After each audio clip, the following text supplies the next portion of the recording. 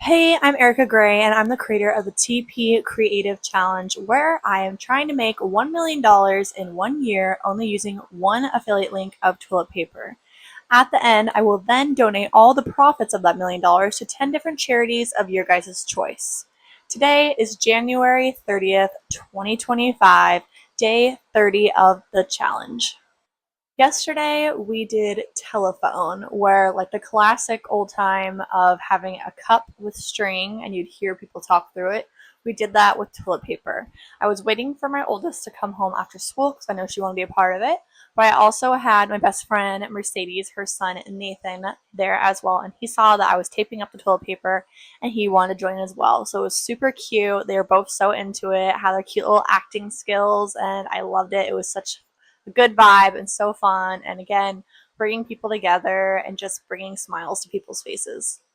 Today we are doing a necklace, which should be fun. We obviously know that toilet paper can be easily rippable, so I will be relying on lots of tape. But to make it a little more creative, I'm going to be using colored blue tape just to add a little pop to it. We'll see how that goes. Just gotta make sure that I make it big enough that it does not rip when I put it on, to make it have a nice extra pop without actually popping. On the business front, I also found on Amazon, on the frequently asked questions page, that there was an actual link checker tool. So I went through every single YouTube video, every single social media post, and made sure all the links worked, which they do. So I guess the fuel to the fire has just been calming down, and I have been getting days of no clicking. So again, that could be disheartening, but I could see it as an opportunity to pivot and change my strategy some way or another.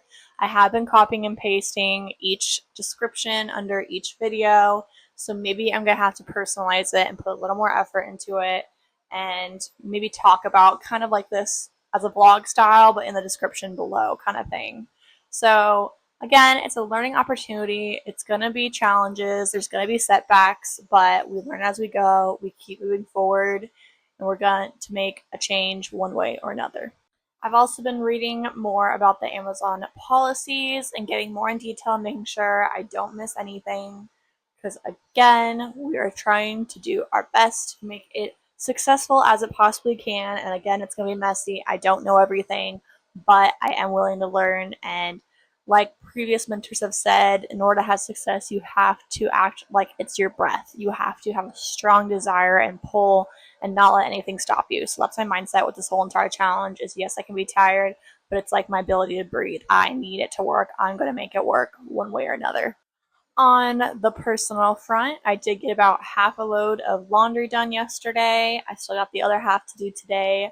I did have some errands to do yesterday, and while I was out doing errands, I went to get a car wash, and then I get a random call from my husband that said he was behind me. And literally inside the car wash, I look behind, see a soapy truck behind me. He then had our daughter Lucy. He picks her up from preschool usually, and then when Sophronia has basketball practice, I meet at his office and we swap kids. But he decided to give me Lucy right there and then in the car wash. But then when I had to come back later for Sophronia's basketball practice, he wanted me at the school, which I'd never been. And of course, all the kids started reacting. One of my kids said that she had a bad headache and wasn't feeling good. One was crying over everything, aka Odin. Grace, our youngest, really wanted to take a nap, and she was just super tired and cranky. So it was way longer than it usually takes to leave, and so she would have been like half an hour late. And I don't want to go when someone's like that late. I think it's kind of embarrassing and also slightly disrespectful, like unless it's like a legit reason, which we didn't really have, in my opinion, like legit reason. So it's better just not to go.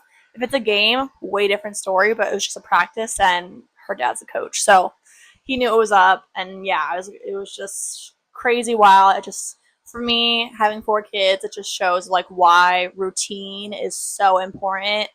It's like I can get maybe something done a day's notice before, but like day of, if something changes, that's like, or like more added onto my plate, not necessarily change, but like add onto my plate, then it's like way harder for me to pivot. It's like having to like rewire everything, and it's just like it doesn't kick in as quick. So again, routine is everything as a mom. If you know, you know. But And that's what I try to keep doing with the business side of it as well, is like keep as much routine as I can and systems in place. That way I have way less reason to quit or way less reason to like not be as motivated. So routine, routine, routine. On the personal front today, my oldest has school and then she has a play date with her best friend for the first time at their house. So that will help with the chaos a little bit over here. My second oldest, she does not have school today. She usually has it every other day. And I will have more errands to do today because my gas tank is almost on E, which I usually never get it that low. I've heard that you never want to get your gas tank below half empty. One, because if the disaster happens, you don't want to be the one stuck at the gas station. And two, I've heard it also can like affect your tank overall, like the quality of it over time. So if you want to elongate that, don't let it get too low. And also, yeah, being super cold outside and it's supposed to snow this next week, I don't want it to freeze. That'd be really bad and scary. So I need to fuel that up all the way so that way we are good to go for whatever disaster or anything comes our way. Because we had a huge ice storm, I think it was last year. And yeah, we had no power, no nothing for 10 days, no water. Everything was frozen, electricity, all power lines were down just because they got so frozen and shattered. So we're trying to make sure we're prepared. I got lots of water bottles. I've gotten canned goods. We have all the firewood by the front door for our little indoor fire oven thing. I mean, I don't think it's going to get that bad, but with Oregon, you never know. So just better to be safe than sorry.